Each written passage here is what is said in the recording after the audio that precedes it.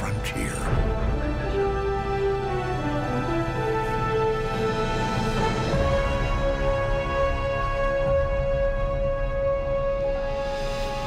Welcome to Question Entertainment. I'm Christopher Millette. And I'm Abby Lurie, and today we're talking about...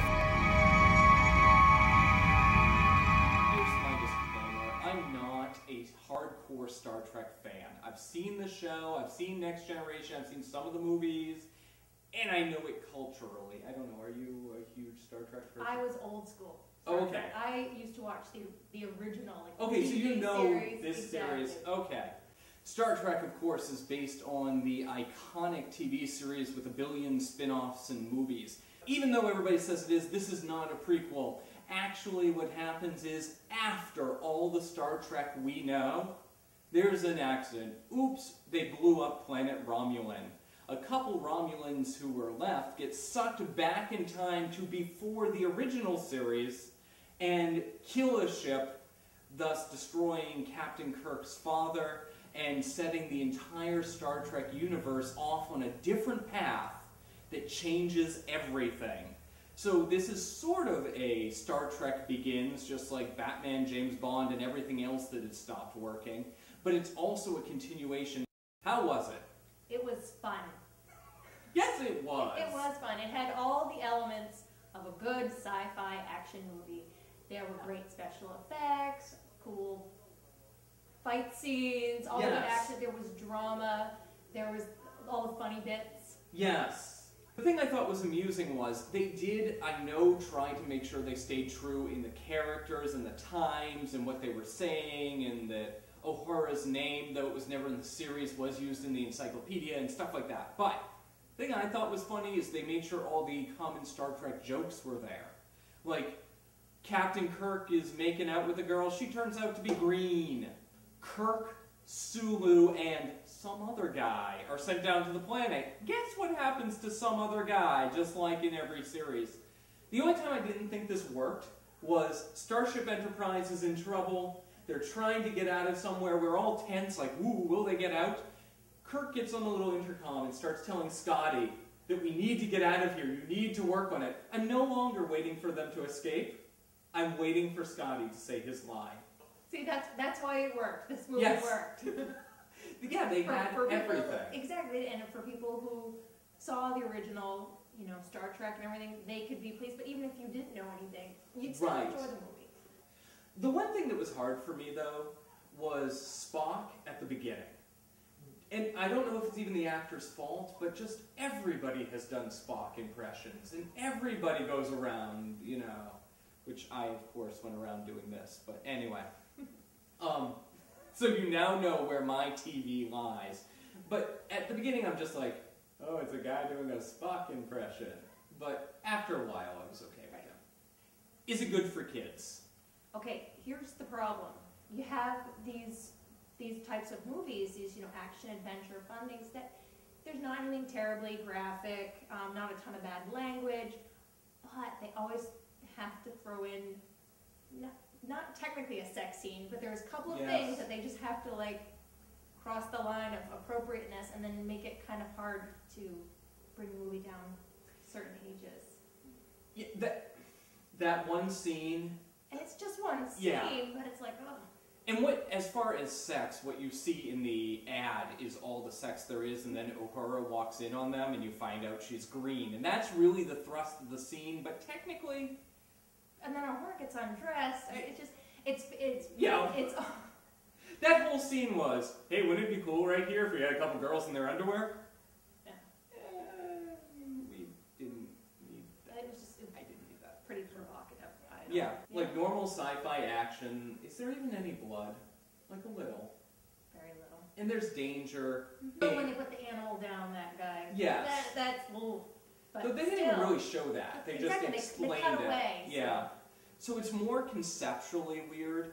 There is a scene with James Kirk as a child, and he's stolen his stepfather's car, which he drives almost off a cliff, while talking to his stepdad on a hands-free cell phone, who's cussing at him and telling him to bring it back.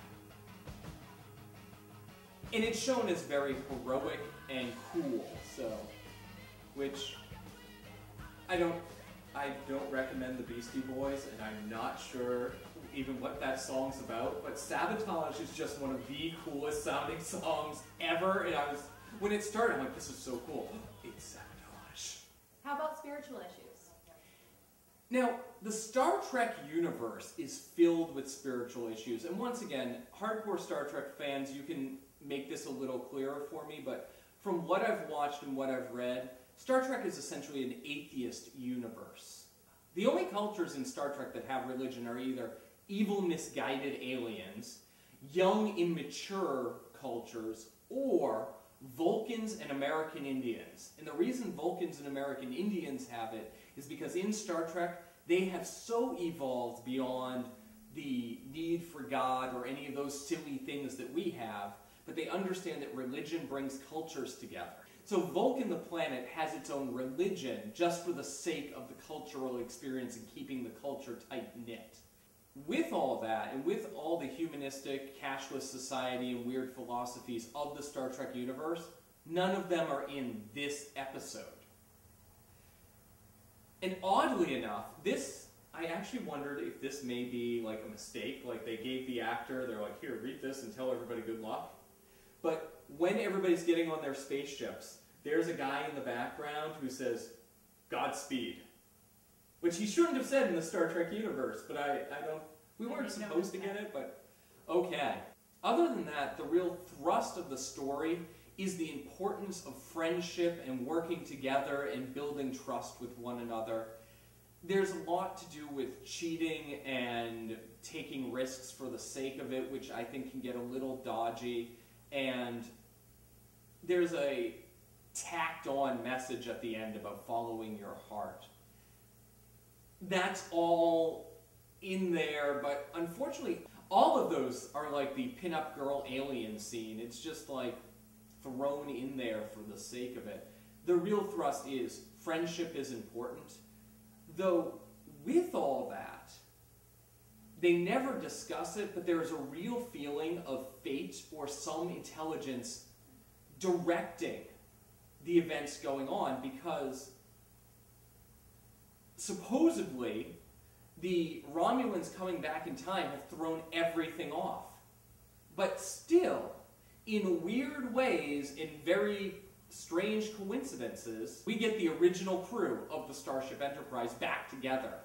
It's not the way it was supposed to happen because everything's been changed, but you still have Scotty working the controls. You still have Sulu driving. I picked up on that a lot, that even with the change, that things still ended up staying the same. Yes. And that to me led itself a little more towards a fate and destiny plot. But again, that versus random, but when you're absent of God, it actually doesn't make any sense, because what is fate and destiny? Right. If it's not random, then something is controlling it.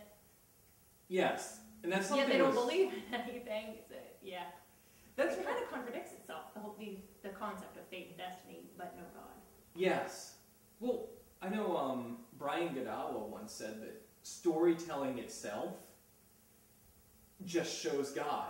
Because even if you're making a whole movie about, look, everything's random and nothing works out, you orchestrated everything. Something is directing to make that. So J.J. Abrams may be playing God in this movie. What is our recommendation?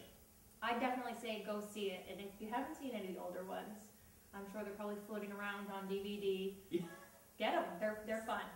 Though this is a fun, reasonably safe movie, there is a lot going on in the Star Trek universe that's going to contradict Christianity, and it was made to do that. I don't know if this series is going to go that way, but that's what it was in the past.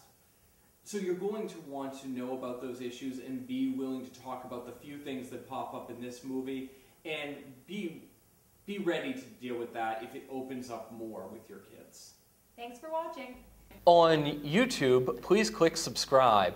On our blog, please click the RSS feed. Yes, this was very well done in that it got the newbies as well as, well, I assume. If you are a hardcore Star Trek fan, please feel free to tell us if there's something we're missing, if it went awry somewhere. 1 minute to auto-destruct.